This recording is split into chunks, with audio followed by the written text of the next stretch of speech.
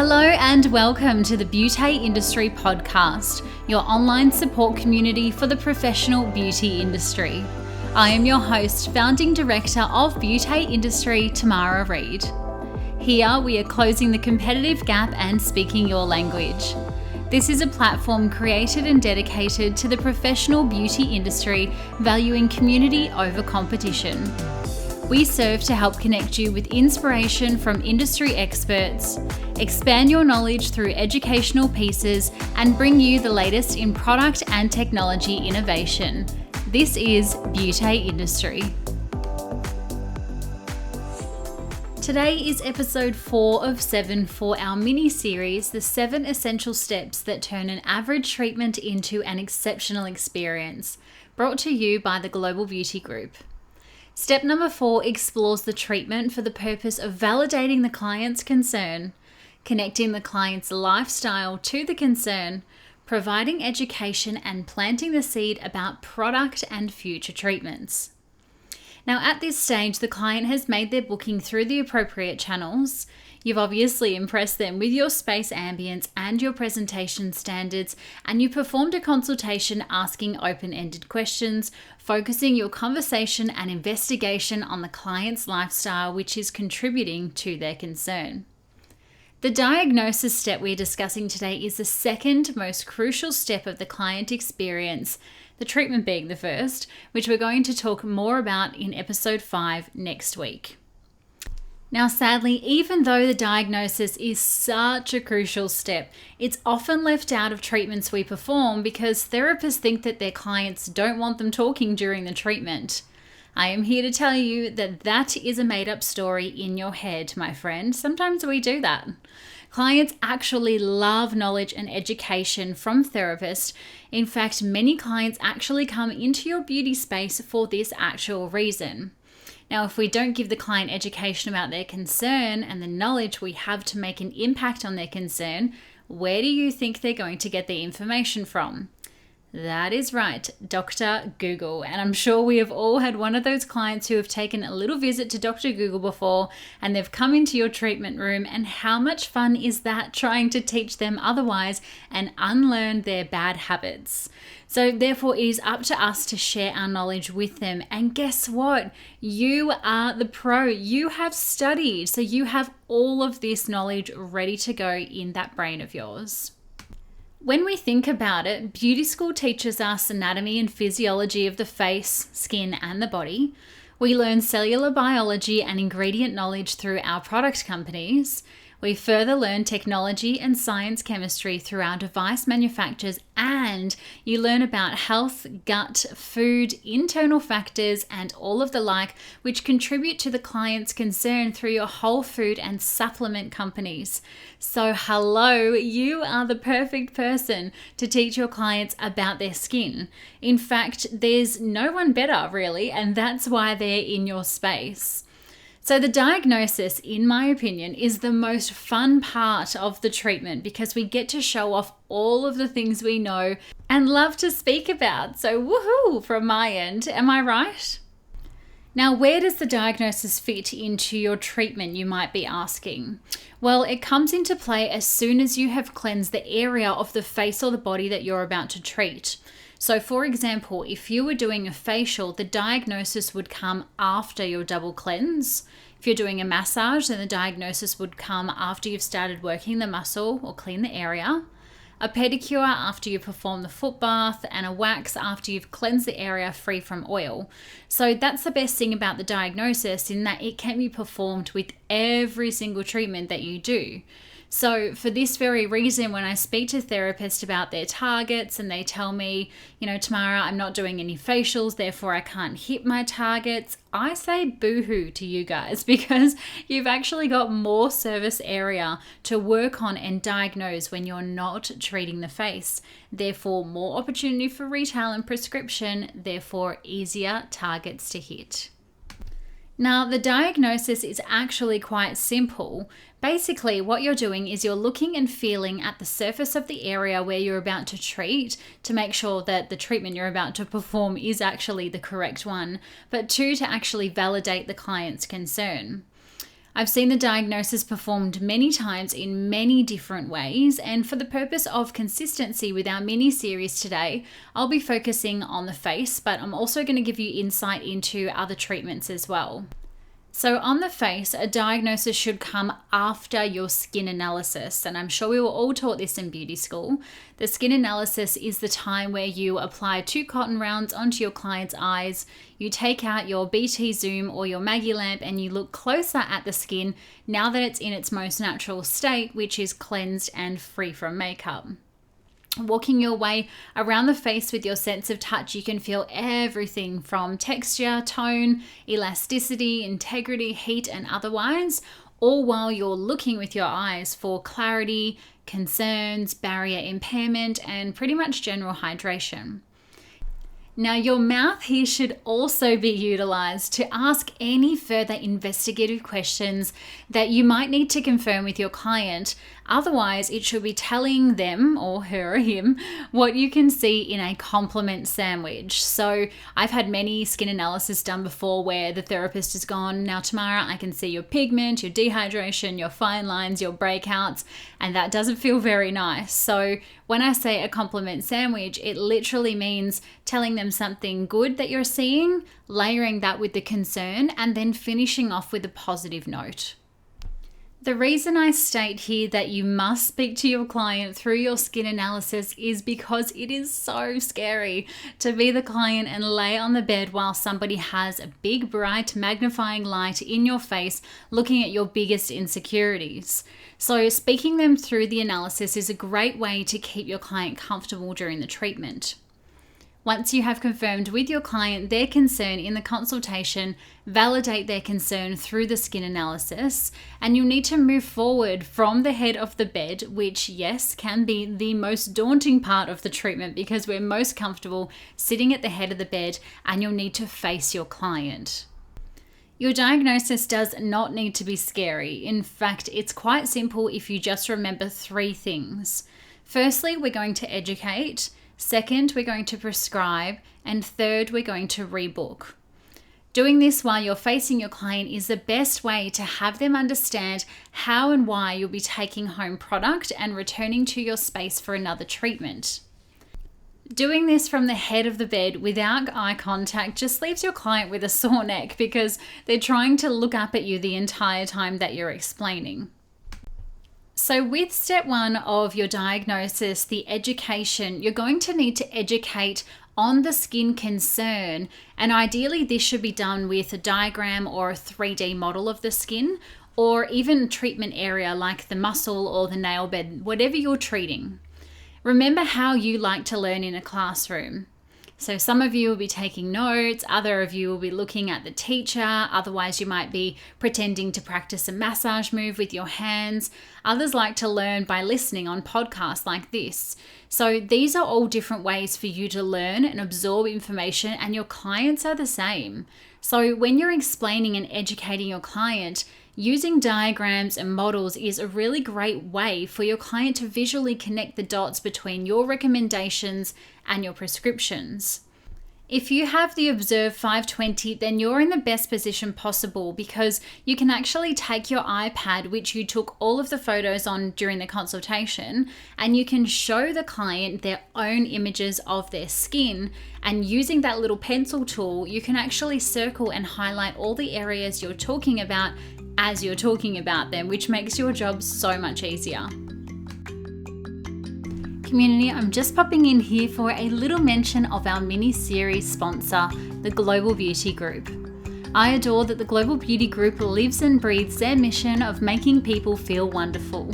With over 25 different technologies available, including the Medilux LED and the Observe Skin Analysis Machine, the Global Beauty Group connects businesses of all size with the best and brightest in the industry. Paired with rapid response technical support, professional clinical guidance, expert marketing advice, and industry-leading educational programs, their multi-award winning team ensures your business grows beautifully with aesthetic technology. Phone the team at the Global Beauty Group today on 1300 006 607, or you can visit www.theglobalbeautygroup.com.au for more information. And now, back to the episode. When educating your client on the concern, it's basically just saying that you're actually talking about and articulating what is happening in the skin during that concern. There are 5 main topics of education that, in my eyes, every therapist should be confident in speaking about. We have the difference between dry, the lack of oil, or dehydration, the lack of water in the skin. We have acne, pigmentation, the aging process, so you should be able to know the difference between 20s, 30s, 40s, 50s, and menopause. And lastly, sensitivity, how we were naturally born, versus sensitization, which is an impairment from our lifestyle. Now, if you can't explain these to your clients, it's not a problem. However, you really must be able to do so. So I personally would start practicing with my friends, family, and work colleagues sooner rather than later. With your education, you should have 2 levels of explanation that you're able to talk about. One is top tier knowledge and the other is more relatable. So, for example, I like to use analogies to explain to clients what's happening in their skin. So if I'm talking about sensitive versus sensitization to a client, I like to really paint a picture for the client to completely understand what I'm talking about. So I use the 2 celebrities, Nicole Kidman versus Oprah, as an example. So this is how I explain it. Sensitive skin is Nicole Kidman. Her born characteristics are red hair, blue eyes, she's a Fitzpatrick 1, born in Australia with an English-Irish background. She burns in the sun, she blushes when she's embarrassed, she has sinus problems such as hay fever, and she experiences a tendency to redness. Now, there's nothing she can do to change these characteristics. This is a true born sensitive skin. Oprah, on the other hand, is a darker Fitzpatrick, born with dark hair, brown eyes. She has an African American background who would not burn in the sun. She wouldn't blush when she's embarrassed. She may rarely experience sinus problems and hardly ever have a tendency to redness. So this being said, if Oprah was using incorrect home care, having over-exfoliating treatments, was experiencing a high amount of stress and drinking lots of caffeine and alcohol, plus she may have had an imbalanced diet, this could all impair her barrier, meaning her skin would become sensitized. And this is when your client enters the treatment room. I'm sure we've all heard this before, saying, everything burns, everything stings, I'm so sensitive. However, we can actually see that Oprah is not born sensitive, rather her lifestyle factors have sensitized her skin, which is completely different, right? So when educating to a client like Oprah, we would have our diagram of the skin in front of us and we would explain to Oprah that in fact she is sensitized and it's her lifestyle that's causing her skin to be stinging and burning all the time. Therefore, what we need to do is actually repair and rebuild the top layer of skin as a defensive barrier for any aggressors that her skin may come into contact with. So this is actually the type of education we should start explaining to our client. This turns on the light bulb for them. Then they understand what we are saying. When we prescribe, it makes so much sense. And when we tell them to come back in, it makes a whole world of connection for them. So with your education, where I was saying a top tier level education, obviously we wouldn't be saying that if we were educating another dermal therapist or beauty therapist, for example, or passing an exam, right? We would want to know the difference between the barrier, the strength, the resistance, and the resilience that's actually causing that concern. But to a client, we're just giving a really basic analogy, and you should be able to have these 2 different types of education for the 5 main concerns which I mentioned before. So for me, what I did when I was very first studying, I thought if I can explain this to my now husband, who was my boyfriend at the time, and also my parents, if they can get what I'm trying to explain to a client, then my clients will absolutely understand it. So using things like when you're talking about acne, that little bacteria having a party underneath the follicle where it's all dark and damp and warm, versus your pigmentation. You might be talking about the pigmentation, melanocyte arms being dendritic, similar to that of an octopus. So you've got to have your language and really start to educate your clients as if you are just talking to them like a real person, and you will absolutely see that connection for them happen. Rather than talking about melanocytes and melanosomes and mitochondria and adenosine triphosphate and all these big technical words, yes, absolutely, you must know them. And for some clients, that is going to be the right articulation. But for 9 times out of 10, just giving someone a really basic top level understanding of what is happening in their skin to cause their concern, that is absolutely going to help you in your journey. Point number 2 you'll need to explain during your diagnosis is your product recommendation. And this is what I call planting the seed. So your product recommendation should be a subtle nod towards a product or two that you're prescribing to your client today to immediately assist with their concern. When you're talking about the product here, we want to leave out the name of the product, the price of the product, and the brand. If I said to our client Oprah, now Oprah, I would love you to start using the Dermalogica Barrier Defense Moisturizer. It's really hydrating. It's $69. You'll need to apply it every morning and that will help with your skin. That actually sounds like a sale. We are not salespeople, remember? Therefore, we recommend. So a recommendation sounds like this. Oprah, to build and repair your skin's barrier, we'll need to work together to do so.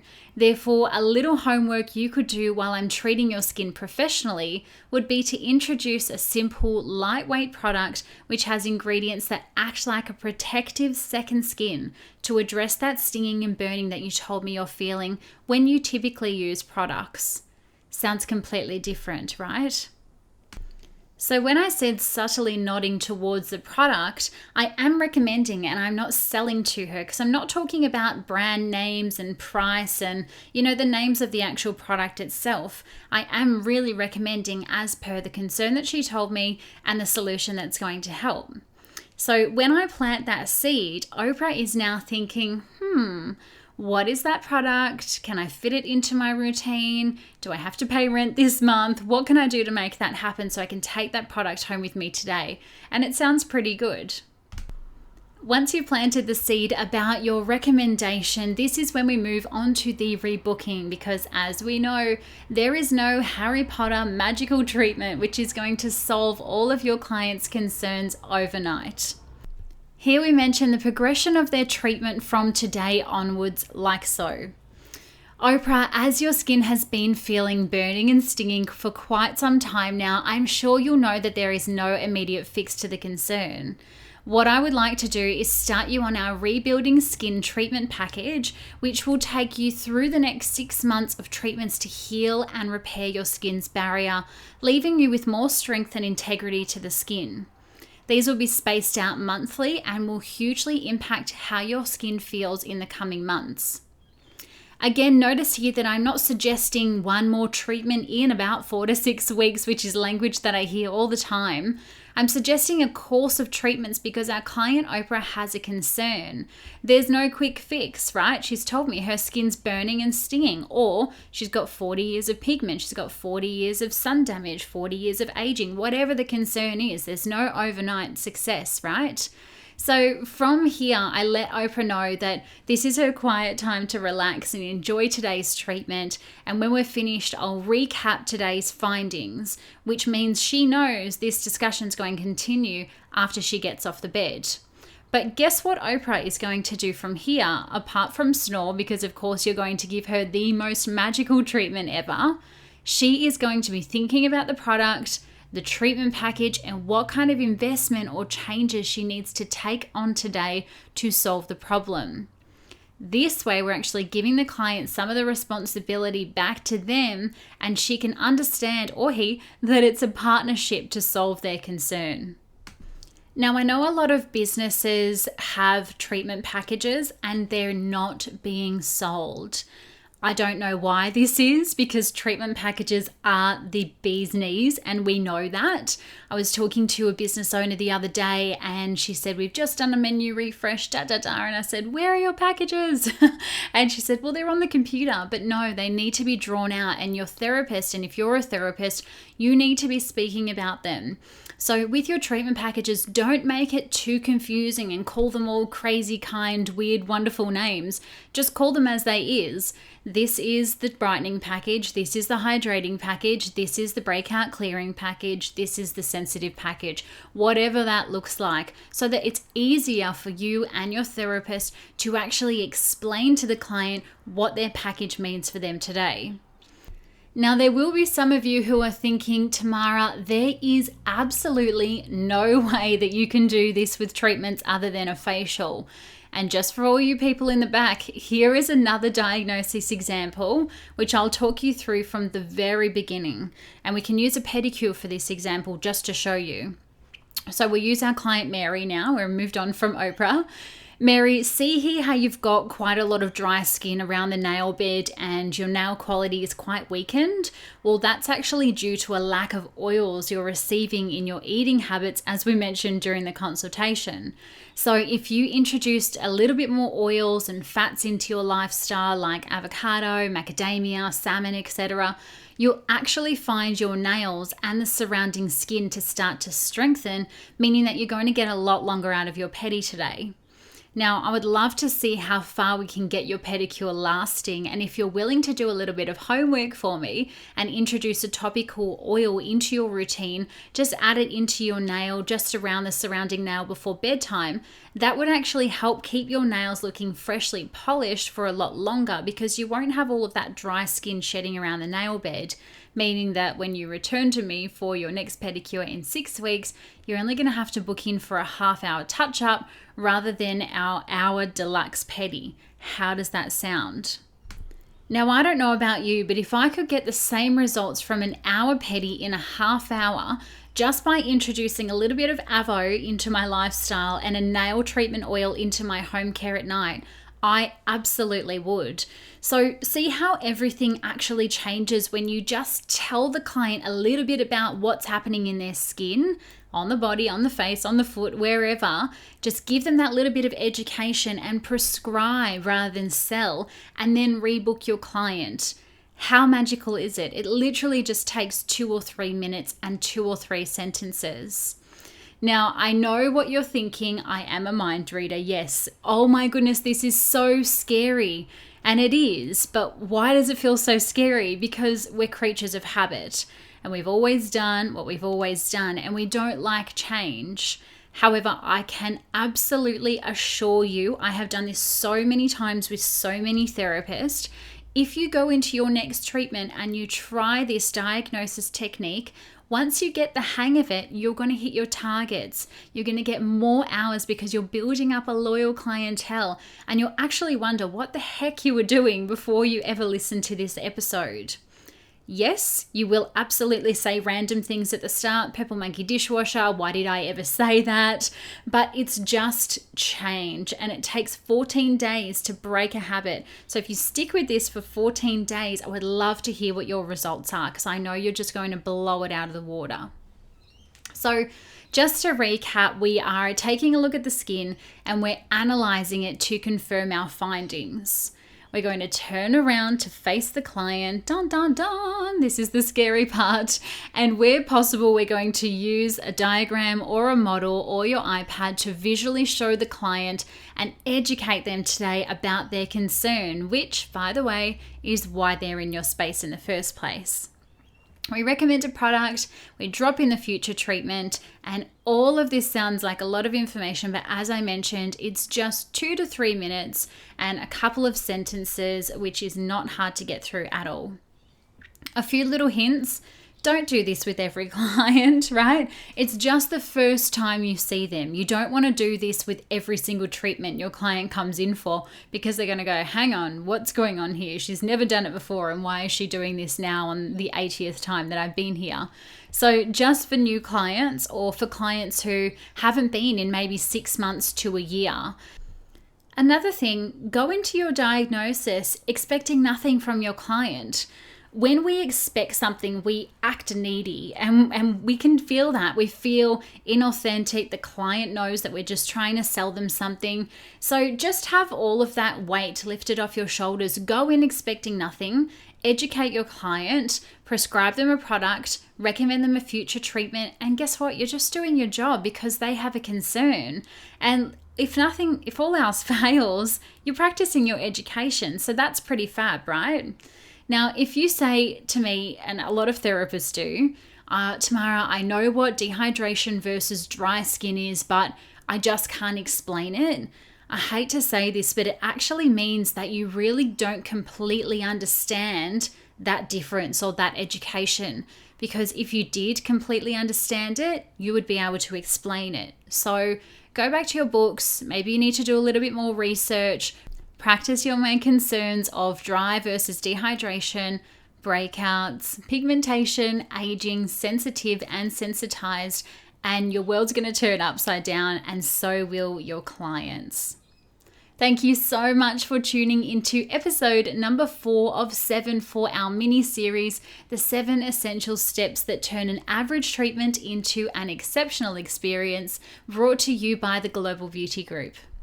Next Monday, we are looking at step number 5, which explores the treatment for the purpose of understanding an average versus exceptional treatment, the aim to provide both results and relaxation at the same time, the magic of touch and presence, all while performing the treatment with grace. If you have enjoyed today's episode and this mini series, make sure you click the subscribe or follow button in your podcast app. And 2, like and share this episode across our social pages at Beauty Industry and at the Global Beauty Group. Don't forget to tell your team about this episode so that you're all on the same page. And 2, you can print this off and pop it in your staff kitchen or share it in your team Facebook group as a written piece of this episode when our blog comes up on Wednesday. Thank you so much to our friends at the Global Beauty Group for making this episode possible.